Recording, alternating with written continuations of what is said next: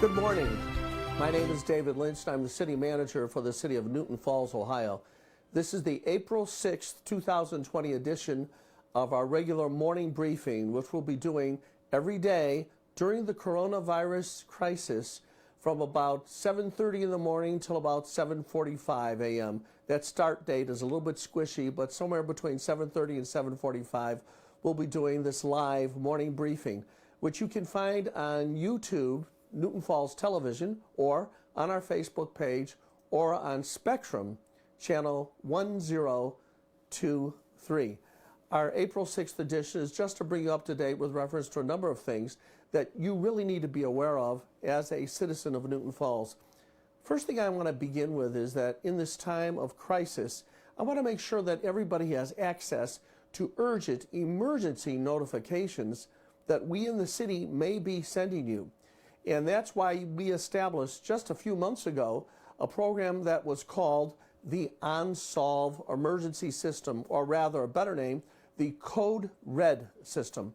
Code Red is a tremendous system in which we can send you an emergency alert about virtually anything, and in this case especially about coronavirus activities, and we can send that to you on your cell phone, as a voicemail on your cell phone, to your hardline phone as a voicemail, as a text message to your cell phone, and even as an email. All those things all at one time. You will get those urgent emergency notices. So how do you make sure you can get those notices? You have to be signed up for Code Red in Newton Falls. The city has already paid for you to be registered for Code Red. So all you have to do is go to this website, onsolve.com/register. OnSolve, ONSOLVE.com/register. Please go to that. Right now in the city of Newton Falls, only about 20% of our residents are signed up for Code Red. And if something incredibly drastic happens, we want everybody to know. Imagine the forewarnings that would have been available to people in Newton Falls if during the tornadoes of the mid-1980s, people had access to Code Red. And by the way, we are one of the very few communities in Northeast Ohio that has the Code Red system. Please go to that website. I'd like to see 100% registration. onsolve.com/register. And it costs you nothing to be registered. And even if you're not in Newton Falls, your cell phone, while you're anywhere else in the world, will get that emergency notification. The benefit of that is you can then call back to your families and say, hey, back in Newton Falls, there's trouble afoot, or there's an emergency notification you need to have. So please go to onsolve.com/register. Second thing I wanted to do was talk to you a little bit about our utilities in Newton Falls. We are waiving late fees, and we are not shutting off utilities. And we are waiving the fees so that you can pay your utilities remotely. What that means is we don't want you in our finance building. In fact, the finance building is locked up tight. There's a drop box outside our finance building on Center Street. You can still drop off your payments if you want to, although I question whether that's an essential activity. But you can pay by telephone at 330-872-2000. 330-872-2000. And if you get a fee for some reason on your bill, it will be waived. Believe me, it will be waived. In addition to that, you can go to a website and pay online. That website is ncourt.com. N as in Nancy, court, COURT.com. And the fee is waived for payment online as well. The point is, we want you to be safe. We want everybody to be safe. So the less human interaction we have, the better. So utilize those opportunities. The other thing I want to talk to you about very briefly is that tonight we have a council meeting.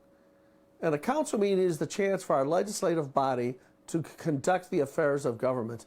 Now, up until this point, we have not canceled our council meetings, and we don't want to do that. We want to keep the wheels of government moving so that your representation, your input through your representative that's been elected by you can participate in our government and help us make these very difficult decisions we'll be making as time goes on. However, the public will not be able to attend the council meeting tonight based on the coronavirus situation.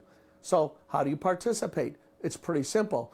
All you have to do is go again to Newton Falls Television on YouTube or our Facebook page or Spectrum Channel 1023, Spectrum Channel 1023, and you can see the meeting live streamed as it's happening, so you have full access. In addition to that, you can participate by adding your voice during the public sessions so the public can actually have their voice heard live on the record by texting to 330-770-2833 your desire to be heard at the council meeting. Make sure you have your name and your phone number in the text and the fact that you want to be heard. Just sending a text with your name and your phone number doesn't really tell us that you want to be heard during the council meeting. So text your desire to be heard at 330-770-2833 and you'll be heard in its entirety. Tonight's council meeting begins at 6 o'clock tonight. And at this time, for the remainder of this coronavirus update and briefing that we'll do every morning between 7:30 and 7:45, we are this morning going to be communicating with our state representative, Gil Blair. Gil Blair is the state representative for the 63rd District for the state of Ohio, and he is going to be participating in just a moment by telephone. So once we have Gil on the line, we'll be talking to him about the different affairs of state that are going on in Columbus and what he's learned in Washington as well. State Representative Gil Blair from the 63rd District. Hello. Yeah, hi, Representative Blair. This is David Lynch from the city of Newton Falls. We're live on Newton Falls Television just to talk to you a little bit about what's going on in Columbus during the coronavirus situation. Thank you for taking our call. Oh, no problem. Good morning. Good morning. Gil, tell us a little bit about what's going on in Columbus vis-a-vis our citizens in Newton Falls and maybe how you're helping to act as a conduit for information from Washington. Okay. We're working on a lot of things in Columbus right now. Obviously, basically every phase of government has been affected. We have people with unemployment claims, small business issues, as well as our local governments. We have been working yesterday afternoon. Representative O'Brien and I had a call with the governor and Lieutenant Governor Eusted. One of the items we talked about was small cities and villages because the recent federal legislation really only seems to have direct impact for financial benefits for cities above 500,000, which would only be Columbus and the state of Ohio. That could then trickle down to counties with a population of 500,000 or greater, but that obviously does not include Trumbull County. So, right, and it doesn't include Newton Falls, that's for sure. It does not. Yeah. Now, there is some things in the federal legislation that would cover, excess overtime that is directly related to COVID. But we're going to be working with our federal counterparts. There's another COVID-related bill apparently going to be introduced in the U.S. Congress, and we want to make sure either that the first bill is corrected so it covers the smaller communities and townships, or that it gets added into this new bill that Congress is going to be working on at the federal level. That's outstanding. Go ahead, I'm sorry. Yeah, the governor and lieutenant governor have been very engaged with us. I was very impressed yesterday. The governor was totally in tune with different details of things going on in Trumbull County, and we have very open lines of communication with him, including his cell phone and personal email if we need him. Well, I wanted you to know, Gil, that we appreciate all you're doing, and everyone in Newton Falls should know that State Representative Blair has been available to us in Newton Falls 24 hours a day, 7 days a week, very engaged with our community. We appreciate it. Gil, one of the things that we're concerned about is that we pay our basic services, that is police activity and things of that nature, protect our community from our general fund. But we have two main sources of our general fund. One is a payroll tax, and we're getting virtually nothing from that because there's very little payroll taking place. And secondly, the second source is fines from traffic enforcement, and we've been instructed not to write traffic enforcement tickets.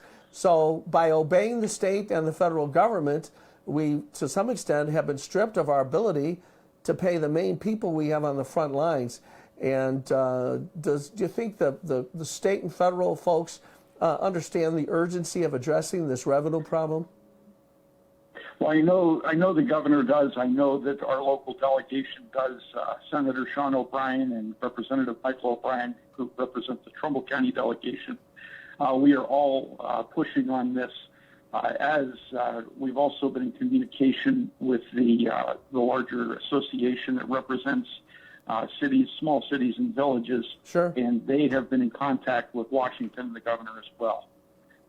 So, we are working on this, and it is urgent. And, as I said, this thing has affected every aspect of government. For example, gas taxes, something we use for our roads and infrastructure, yeah. and, people just are not driving.